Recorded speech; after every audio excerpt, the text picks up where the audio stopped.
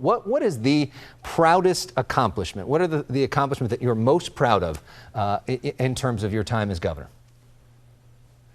I think just, standing tall for the values of the state, having the backs of the diverse communities in the state of California, not just resisting Trump and Trumpism, but I think painting a positive alternative on health care, on education, on environment, on immigration policy. We've been stern, but we also have pivoted, and we pivoted to, I think, a more enlightened and proactive agenda. What would you say is your biggest frustration so far in the job? I think, meeting expectations. People are rightfully concerned about what's happening, for example, at the Department of Motor Vehicles. They're rightfully frustrated by doing the work that they're doing to pay on a monthly basis or even a bi-monthly basis their rent or their mortgage. They're frustrated by the homeless crisis in this state, which is simply out of control, traffic congestion. And they're demanding, understandably, not just local leadership, but statewide leadership to address those real bread and butter issues. Another issue that concerns a whole lot of people is the cost of prescription drugs, which is something that you've taken action on this week, an executive action on the issue of prescription drugs. Since that issue can be so complicated, can you just explain in real layman's terms what you did and what it means for somebody who goes to fill their prescription drug prescription?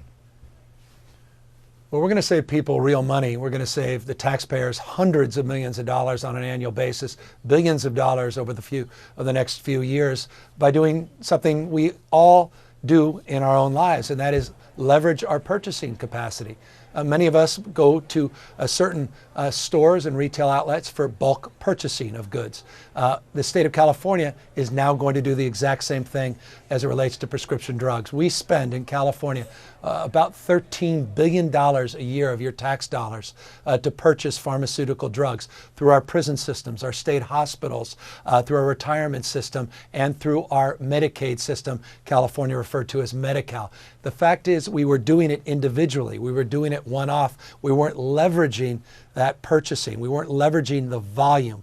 And as a consequence of an executive action and the extraordinary leadership in LA County, the second largest purchaser in California, that joined our purchasing plan, we are now, outside of the federal government and the VA itself, the largest purchaser in the United States. It's going to save taxpayers real money. We're very excited about this. Another big issue for you is this trip that you recently made to El Salvador. Some critics, though, have questioned whether you should have made the trip at all. George Skelton in the LA Times saying you should be focusing on California problems instead. How do you respond to that? And what specifically did you learn in El Salvador by actually being on the ground? Well, I did focus on California. We have the largest El Salvadoran population in the United States. I wanted to put a human face on immigration. I wanted to push back against Trump and Trumpism in a more meaningful way. That the folks in El Salvador and their families here in California sent in remittances every single month. They matter, and we care as Californians. 27% of this state is foreign born. I think a governor of California has a unique role and responsibility to play to address the underlying reasons of why this crisis is precipitating at the border. We can't understand it just from this side of the border, but we are paying a price. We opened a migrant facility for asylum seekers, a disproportionate number coming from the Northern Triangle, from El Salvador and other countries in Central America. We did that because they were being dumped, forgive the language, but quite literally being dumped on the streets and sidewalks in and around San Diego. I went to El Salvador because I want to understand more about what's happening with MS-13. I wanted to learn more about what's happening with the 18th Street Gang. I learned about INL, MCC, not just USAID. Many others may be quite familiar with INL and the Millennial Fund. I wasn't. I learned about the origins of our cities of refuge that came out of the crisis of the Civil War in El Salvador and Nicaragua that became cities not just of refuge, but sanctuary cities. The origins of the debate we're having on sanctuary policy comes out of El Salvador. I got a chance to see firsthand the U.S. aid going to work. I recognized and learned that the homicide rate in El Salvador has dropped 53% in the last 3 years, and yet the President of the United States is pulling all of that aid in order to exacerbate the crisis and increase the number of migrants coming to our border. So I'm just more, forgive me, long-winded, I'm more prepared as governor to do the job of governing a diverse state, more prepared to address the issue of Trump and Trumpism, who's attacking this state on the issue of legal asylum seekers coming from El Salvador, had I otherwise not gone to El Salvador for 72 hours. But not all of those critics are even conservatives. Cher, of all people, who's a longtime Democratic activist, put up a tweet that's gotten a lot of attention. This is what she said. We want to put it up on the screen for you. She said this. She said that, I understand helping struggling immigrants, but my city, Los Angeles, isn't taking care of its own. What about the 50,000 plus citizens who live on the streets, people who live below poverty line and hungry? If my state can't take care of its own, many are vets, how can it take care of more? Basically, the point being, we've got so many problems here. Why are we trying to solve problems in other places? How do you respond to that? Well, we're not isolated. There's an interdependence. You've got mixed status families. You've got folks coming from El Salvador that have been here with family members back in El Salvador and vice versa. The fact is, let me break this apart. The fact is, there are 2 points that I'd like to make on this. Number one is we are aggressively addressing the issue of homelessness. I spent a good part of yesterday in San Bernardino focusing on some of their efforts. My budget reflects an historic investment in addressing the issues of homelessness, not just short-term issues, but the longer-term strategies to focus on housing and supportive services. So on that point, I just want folks to know that is a top priority. But let me make a second point. I come from San Francisco. I remember this rhetoric as part of our history, our shameful history in San Francisco. We had a guy who was the original Donald Trump by the name of Dennis Kearney.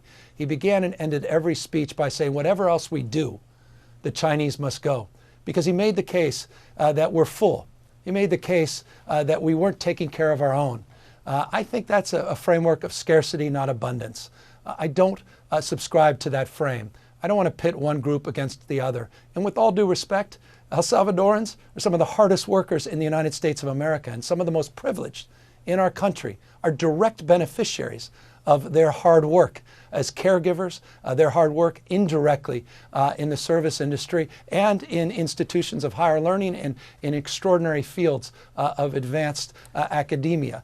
I, with all due respect, think we can do both. I don't want to pit one group, one issue against the other. Well, speaking of that, our country is full. Those are words that President Trump spoke at the southern border. I was actually with him for that trip. Asked him actually about your criticism of that during that time. He's been recently suggesting that migrants should be sent to sanctuary cities. Of course, California is a sanctuary state. Should California as a state bear more of the burden of migrants into this country because we are a sanctuary state? Is the president right on that one? I mean, come on, he's been dumping migrants, and forgive again the language, when you literally throw buses of people out in the middle of the night with nothing on the streets and sidewalk of a sanctuary state, California, as the president has been doing the last 2 years, in sanctuary cities, as the president has been doing in the last 2 years, like San Diego, it sort of begs the question, what is the policy change? That's what the president's been doing. At the same time, it's rather confusing. I submit this as a point of consideration. Just the last few days, we have the Attorney General of the United States asserting that we're going to detain migrants for a longer period of time, when in fact you asked the president that he was not interested a week ago of detaining people. He actually wanted to send them into sanctuary cities. These guys are zigging and zagging like punch-drunk boxers. There's no rhyme or reason. He's flailing. The immigration policy of this administration's flat-out joke. He has made things worse since he started. Nothing he has done has worked. We're trying to be a rational partner. That's why we opened a migrant facility in San Diego, so people didn't end up on our streets and become homeless, so people didn't end up in the emergency rooms and backfill all of our hospital beds. We're trying to be partners, but it's very difficult with an administration that simply doesn't know what it's doing on the issue of immigration. Oh, you just called the president policy punch-drunk boxers, which is very different than the dynamic that we saw a couple months back when you guys were in Malibu together and the president embraced you. What's your dynamic like behind the scenes? What is? Do you guys talk on the phone? I mean, what is your relationship like with the president? I can't say this enough, and I mean it at the core of my soul. I want to work with the President of the United States. And forgive me, I know some people say, how dare you? But I do. He's the president. I respect his office. I went out of my way to get to know him personally. I spent 7 hours with him in the visit you referenced, not only here in Malibu, Woolsey, fire-related, but also in Northern California, Butte County. I followed up with a number of phone calls. I visited him at the White House and met with members of his administration in making the point, we have to work together on public safety. I want to work together on immigration policy. California has the busiest port in the Western Hemisphere, not just the United States, in San Ysidro. We're managing the port. There's a different dynamic. It's one large region. There's a lot of trade and economic activity. So that's the dynamic. I seek those areas where we can collaborate. But boy, I will stand tall and strong defending the diversity of this state. That's why I felt I needed to go down to El Salvador. I needed to send a message to our diverse communities that they matter. They should not be dehumanized. They shouldn't be talked down to. And I will push back on the president when he does that. Let's talk about another issue that affects pretty much every community, which is that of gas prices. We're now seeing gas prices at levels we haven't seen in several years. There's a lot of reasons for that. One of them is the gas tax. One of them is refinery issues. Another one is this summer blend that we have in California that's a little bit more economically friendly, but it's also more expensive. For people that are really struggling with this and are really angry every time that they fill up right now, what do you say to them as the leader of this state? Is there anything you can do to ease that pressure? Yeah, I say they should celebrate California's leadership on extending fuel mile standards. We've led the nation. Those costs would be much higher had California not led. And the Trump administration, as you know, it's one of the 47 lawsuits we're involved with. The Trump administration is trying to get rid of California's waiver, trying to deny California from asserting its leadership at a national and international level to increase fuel mile standard, which means you pay less at the pump because you don't have to go back and fill up the pump as often. So it's, look, that frustration's real.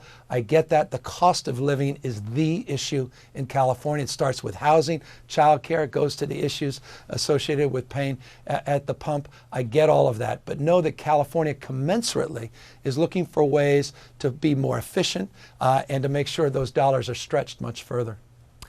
For those of you just joining us, we are now talking to the Governor of California, Gavin Newsom, who's now marking 100 days in office. And probably the story that got the most attention of any of those days was your decision to halt the death penalty in California, which a lot of people celebrated, but then a lot of people criticized as well, in part because in 2016, California voters actually voted to make the death penalty sped up in this state. Why were the voters in California wrong in 2016? Well, I didn't know they were aware, subsequent to that vote, an individual that spent close to 26 years on death row was exonerated of his crime, was released. He otherwise would have been killed in a premeditated manner by the state had we moved forward with his execution. Currently, we have 26 people that are ready to go, lined up for execution, have exhausted all their legal rights and proceedings and processes, and we're waiting for a federal court decision that can open up the floodgates to executing individuals. We have the largest death row in the United States, 737 people. Conceivably, a governor of California could begin executions of an individual every single day for the next 2 years, knowing that likely that 5%, maybe more, of those individuals indeed were innocent. Yet nonetheless, we'd move forward with the ultimate judgment of death. I can't do that in good conscience. I have for 40 years, my history on the death penalty goes back to about my 10th, 11th birthday. I explained that in a press conference. We don't have time here to explain it. And I made my position very clear during the campaign. It's a tough issue. I respect your question. I respect those that disagree with me.